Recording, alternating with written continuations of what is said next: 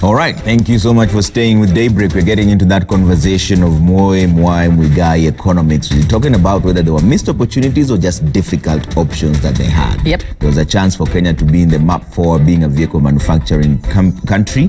That didn't happen. And of course, analysts say that Kenya missed its biggest economic opportunities back in 1980s and 1999, 1990s rather, such as the manufacturing export, and how that now translates perhaps to where we are economically today. But that's just under 1 month's presidency. We still have 2 other men who came after him. So how all this has affected your pocket today? And of course, here at Daybreak, we always look for solutions. So how do we fix the economy going forward? What are the things we should learn from the past and fix them going forward so that it's a better country for our children?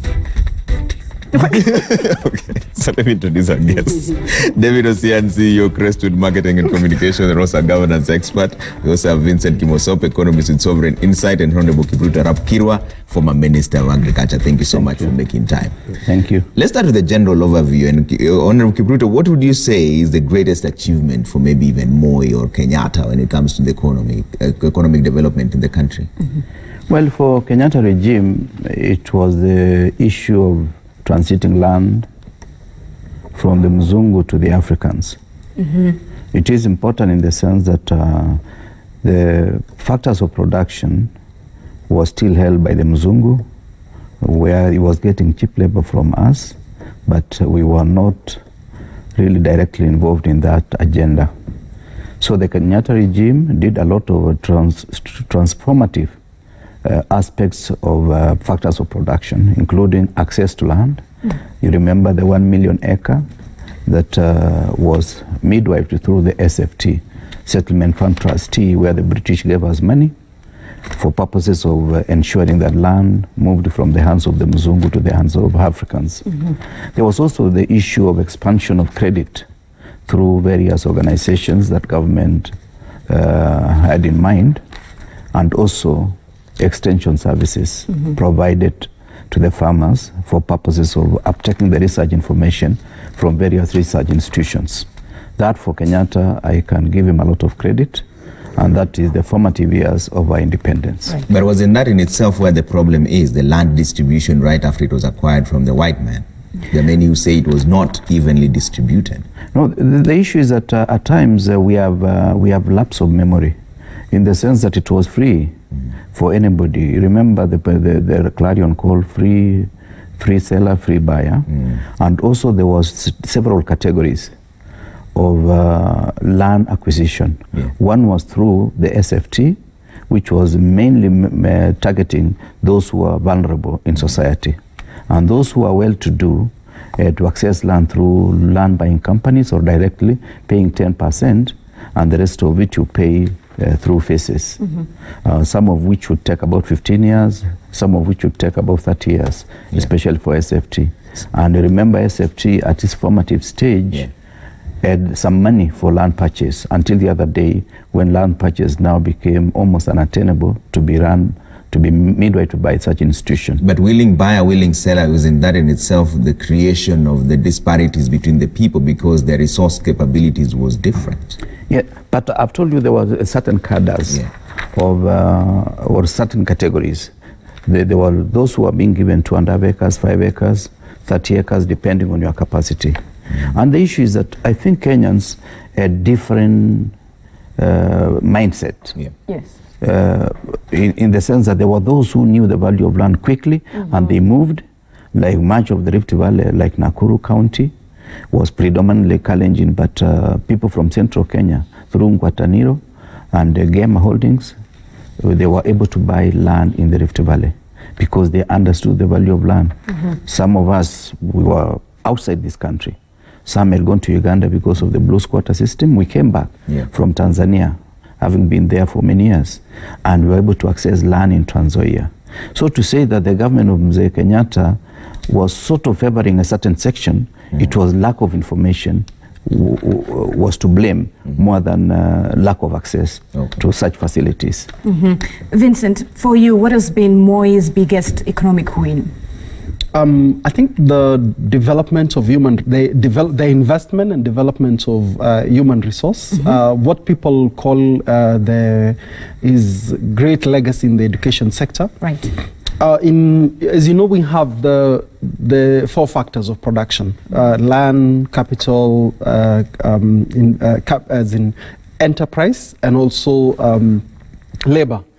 Now, the massive investment in development of a human resource that is globally competitive is one thing you cannot take away from him. And of course, that is because of the investment that you had in education together with healthcare, because this populace also needs to be well taken care of. So that, and as you can see today, Kenyans are competing globally. You've had Kenyans working in different organizations in the UN, all the way to top echelons or key institutions. That was because of the deliberate investment in education.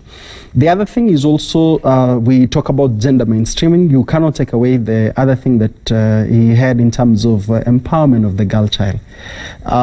Until there were questions at some point, why all these many schools for girls?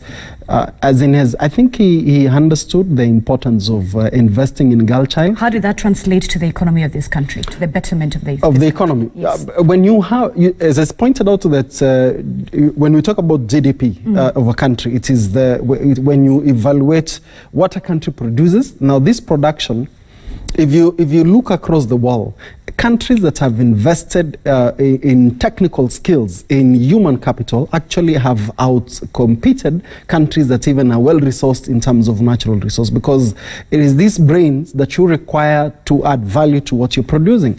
We are in a global context. Today, Switzerland produces the best chocolates. You will hear people saying, oh, buy me Swiss chocolates. Switzerland has no cocoa. All of them are produced on the coast of West Africa. Now, all that is taken to Switzerland because they've added value. Look at the investment they've done on their cow, the milk and milk products. Look at Norway. They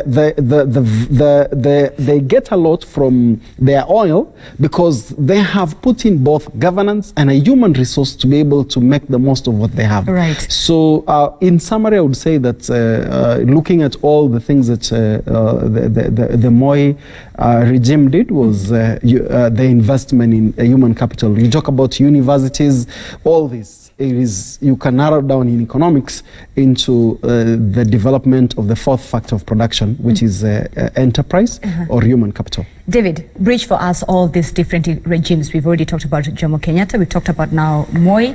Here then comes Mwai Kibaki and President Uhuru Kenyatta, where a lot of young people have now had the chance of seeing both gentlemen in presidency. I had a chance to speak to young people living in Kibra, and they were saying, and even the older generation, actually, the ones that lived during Jomo Kenyatta's time and Moi's regime, and they're saying, as much as maybe during Moi's regime the economy was bad, guess what? We still had money in our pockets and employment is not where it is today. Well, now, let me first just go back a bit into the Moi regime. Okay. One of the things that was very rampant in Moi's regime was that it had a very strongly licensed regime. The Moi regime, you literally needed license for everything. You needed a license to sell a maize in the neighboring district. You needed a license to uproot your coffee. You needed a license to stop doing sugarcane to do maize. In 1986, Mishuki had to go against the grain and said, I don't care. In 100 acres, uprooted his entire coffee and said, let whatever happens, happen. I can't keep doing this. It doesn't work for me. And that's how, that was the birth of what we now call the Windsor today. But that licensing regime incentivized graft or corruption. Because now everyone who controlled the licensing at some point started leveraging on that to create wealth. So I'm going to give you a license to go and take your lorry of maize across to Kisumu from Kitale. I'm going to give you a license to do this or that. And that had an effect on the economy because then it constricted the economy, leading to the many, many other things, job losses, political tensions. Those were products of that very strong licensing regime. Come to the Kenyatta regime, Kibaki, which was greatly reformist, started well, gathered Kenyans together. Our optimism and hope indices were highest post-2002. started on a clean slate, understood the economics, took over from Mwai at a time when our GDP was at 1%. Right. At the end of 2013, of 2007, our GDP was at 7%. Tremendous work there in between. But then the undoing of the Kibaki regime was that now it entrenched a bit of ethnic hegemony. All right? So it was very heavy on ethnicizing the leadership, and Kenyans who had had hope earlier started feeling like, why is it that we are no longer as included as it seemed at the commencement of your regime in 2002? And so they borrowed but utilized the resources pretty well, left behind quite over debt. If it had been managed well, I think we wouldn't be where we are today. Come to the Muigai regime, which is the dynamic duo regime. The dynamic duo had a false start in 2013, I must state. Whereas the intention for the mega projects was obviously good, they were, in my honest opinion, a bit misplaced. So you started with the SGR, we pumped in billions. Was it well intended? I guess. Sometimes I argue, why doesn't China just pay us? Because the containers leave the port of Mombasa full. They get into our hinterlands. Nothing comes from our hinterlands to the port. So why are we paying for the SGR? It doesn't help us as much as it helps the Chinese. Here's the thing, David, and you've brought in a very good point there, but let me backtrack us a little bit. Yeah. Here's the thing, you've spelled out for us how the sort of economy that Mwai Kibaki had to inherit from Mwai Kibaki, and by the time he was leaving, Kenya's economy, and a lot of people say Kenya's economy under Mwai Kibaki's regime was fantastic. They've never seen one, either before or after. Yeah. Kibaki by profession is an economist. Has President Uhuru Kenyatta dropped the ball here when it comes to matches the economy? You look at the business empires that grew up, that formed during Mwai Kibaki's era, the Uchumis, the Nakumats, etc. They're no longer there. Nakumat was there before Kibaki. Nakumat was there before Kibaki. As an Nakuru also Uchumi was there. Yes. And Kibaki is those businesses are no longer there. No, the truth is that under Kibaki they grew exponentially. Under Kibaki, the environment under Kibaki economically, to be honest, and I guess the true economist is here, but the economy under Kibaki was much better, was much more business friendly. We attracted, foreign direct investment from various places. So the confidence levels in Kenya was highest at that time. Right. That diminished thereafter, with many things contributing to it, up to and including the status of the security. Al-Shabaab, was just becoming insurgent at the time. The region was feared. A lot of people started thinking, is this strategic investment or not? That had an impact on us. The style and management of the people appointed by Uhuru in the first regime may have had something to do with it. They thought of mega projects, the distribution of resources, the economic advice in the first tenure of Uhuru, I think, is where there was a bit of a problem. Post-2017, there is an attempt to redeem the losses in the first term. We will see how far that goes. We hope it turns out well. But the biggest for me, and which I think is what Uhuru needs to fix, just almost drop everything and deal with that, is to fix graft in this country. Quite considerably. Actually, not necessarily. We are discussing economics.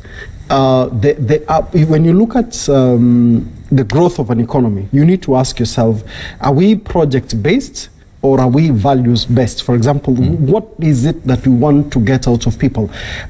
We get a beating as economists when we normally talk about GDP as a measure. You even had the central bank governor saying people don't eat GDP. At the end of the day, and you remember in our last conversation, we looked at the savings rate under the different economies. Right. And actually today, and under the Kibaki regime, Kenyans are saving less, and the value of their money is less than it was. And that's why what you would hear says that hata kama uchumi ilikuwa kidogo, pesa ilikuwa na nguvu. That is basically addressing inflation. When you look at the benefits of democratization. For example, under the Kibaki regime, what my brother has alluded was investor confidence went up, and we were able then to borrow to do what? To finance our development. I was just looking at the statistics of the growth of our public debt, because we need to be supported by evidence. If you look at from the year 2000, in terms of the ratio between domestic and external debt, between 2012 and 2018, the ratio grew by from 5.1 to 1.5, in the sense that if you divide public debt today in terms of the per capita, by September 2018, everybody was at 100,500. That means even a new child who is born, you already, yes. So what I'm trying to point out is that for us to get a clear picture on the economic performance under the Kenyatta one, that is Jomo, you realize there was a lot of indigenization, Kenyanization of institutions, and facilitating Kenyans. Remember that the economy at independence was mainly an economy supported by less than 5,000 Europeans. So then mainstreaming and onboarding more Kenyans to play a role was actually what you would say clearly was the investment of Kenyatta one. And then when Mwai now comes in, you see a stronger focus, even getting the gaps of the sessional paper number 10 on African socialism and its applications to the Kenyan economy, where the Mzungu said, we will invest more money to where we will have more output. Now the problem was that it's entrenched marginalization, and then you see then the things like district focus for rural development coming in under Mwai regime. What we really said today was the journey towards what we would have as a devolution, as we might want to say, was onboarding more people to participate and have a role in this economy. And the other thing that you see under Kibaki's administration, you realize the core focus of, if you'd summarize Kibaki's administration was, you would say governance, let us fix our institutions. Number two, let us facilitate infrastructure. That's why you saw more roads. Even a parliamentary report actually pointing out that massive roads investment was what you had, because Kibaki was very clear. If we have good roads, anyone across the country is able to bring their produce. And that is why you realize that things like the banks, the economists at Treasury said, why don't we lower the bank ratio, ensure that banks have surplus that is they're able to do what? To borrow this money. And that's why you would hear people making jokes that when we would go to Mwai, he would give us something. When we would go to Kibaki, he tells us, go to the bank. Basically, the summary of it is that Kibaki was saying, hey, I have put institutions in place to do what? To fix the problem. Then now comes the Muigai regime. When you look at their philosophy, they are trying to combine the Kibakinomics and then also the Mwai system of also a market-led economy, but with a very strong welfare system. The problem with that is that you will have mixed signals today. That's why you're seeing we've gotten to a place whereby we actually already encouraging austerity measures. We are seeing the freezing of spending, because if you want to have a welfare system, you can only have a very good welfare system when you have fixed the basics. So I would say that it is at this moment there is need for a clear reflection, so that the focus of the Jubilee administration becomes clear economically, because at the moment you have mixed signals that they are sending to the economy. We have to take a quick break. When we come back, we'll continue this conversation and find out whether there were missed opportunities or just difficult options. There's a concern that there are mega projects that are being taken right now that should not have been taken. But in the Nyayo era, should we have stayed on with the Nyayo 1 vehicle issue? Vehicle manufacturing today. Should that be a good option or not? We'll be back in just a bit. We're taking that break right now. Keep your views coming as well on 22422 at Trevor Mbija, at Zinzi_K, at Citizen TV Kenya. Use the hashtag Daybreak. We'll see you in just a bit.